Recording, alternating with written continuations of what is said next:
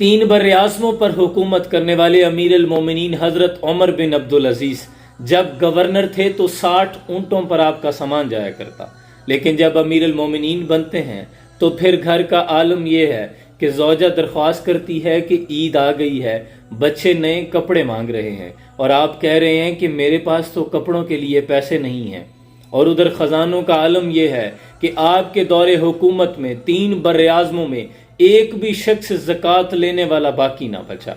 लेकिन घर के हालात का आलम यह है कि बीवी से कह रहे हैं कि बच्चों के कपड़ों के लिए पैसे नहीं हैं, और बीवी तजवीज़ दे रही है कि आप ऐसा करें कि अपने वजीर ख़जाना से कहें कि हमें 1 महीना की तनख्वाह एडवांस दे दे, मैं उससे बच्चों के कपड़े खरीद लेती हूँ, बाकी घर का खर्चा मैं महीना भर मजदूरी करके चला लूंगी। और आप कहते हैं कि हाँ ये तजवीज़ ठीक है। आपने मज़ाहिम को बुलाया, वजीर ख़जाना से कहा कि मुझे 1 महीने की तनख्वाह एडवांस में दे दी जाए।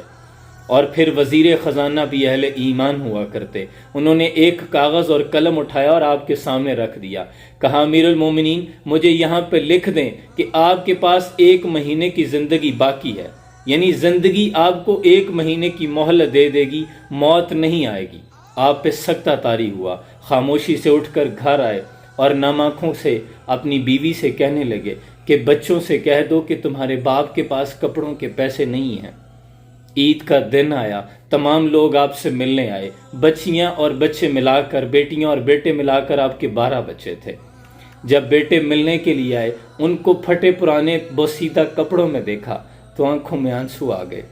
तो कहने लगे कि बेटा आज तुम्हें अपने बाप से शिकायत तो जरूर होगी कि नए कपड़े भी नहीं दिला सकता, लेकिन देखना कल क़यामत के रोज तुम्हें फख्र होगा। तो एक बेटा बोल उठा, कहने लगा कि नहीं बाबा जान, हमें आज आप पर फख्र है, हमारा सर फख्र से ऊंचा है कि आपने हमें नए कपड़े तो ना लेके दिए, लेकिन मुसलमानों के माल पर डाका तो नहीं डाला। आप अपनी बच्चियों से मिलने घर आते हैं तो बच्चियों ने मुंह दुपट्टे से छुपाया होता है, तो आपने वजह पूछी कि बेटा अपना चेहरा तो दिखाओ।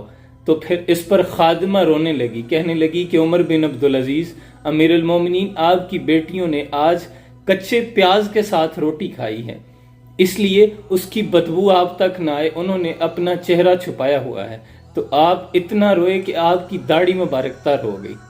आप कहने लगे कि बेटा मैं तुम्हें तरह तरह के इकसाम के खाने तो खिला सकता हूँ, लेकिन क्या करूँ, मुझे जहन्नुम से डर लगता है। सल्तनत कितनी बड़ी है, जनूबी स्पेन से यहाँ लाहौर तक और काशगर से लेकर इस्तांबुल के दरवाजों तक आपकी हुकूमत, 3 बर्र-ए-आज़मों के मालिक, लेकिन घर के हालात ये हैं कि फाकों पे गुजर रही है। फिर जब आपके मरने का वक्त करीब आया, आप बिस्तर मर्ग पर थे, लोग आपसे मिलने के लिए आ रहे थे।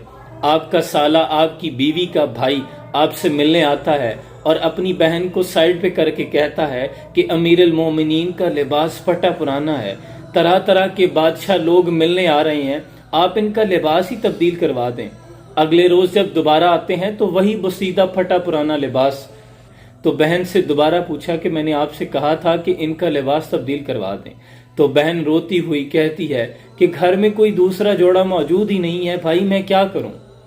और उमर बिन अब्दुल अजीज ने बिस्तर मर्ग पर रजा बिन हैवा अपने वजीर मशीर को बुलाया और कहा कि मैंने 3 बादशाहों को कब्रों में उतारा है, लेकिन जब उनके कफन की गिरा खोली तो उनके चेहरे काले पड़ चुके थे, उनका मुंह किबले की जानिब से तब्दील हो चुका था। जब मुझे कब्र में उतारना तो मेरा चेहरा जरूर देखना।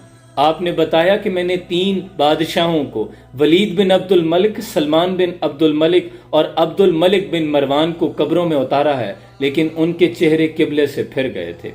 ये कौन बादशाह थे जिन्होंने अदल का मयार नहीं बनाया था, लेकिन उमर बिन अब्दुल अजीज ने अपनी दौरे हुकूमत में अदल का ये मयार बना दिया था कि जो गंदुम बच जाती थी गुरबा में तकसीम करने के बाद, उन्हें पहाड़ों पर बर्फ पर डाल दिया जाता कि परिंदे भूख से ना मरे।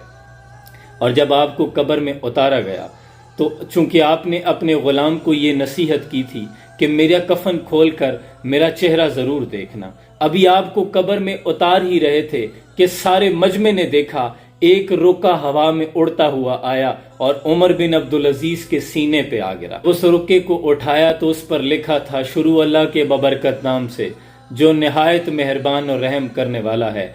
ये परवाना है उमर बिन अब्दुल अजीज की बख्शिश का, जहन्नुम से छुटकारे का।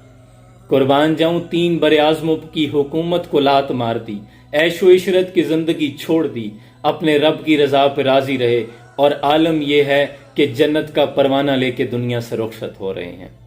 कुर्बान जाऊं ये थे हमारे सलातीन, तार दामनी पे शेख हमारी न जाइयो, दामन निचोड़ दें तो फरिश्ते वजू करें।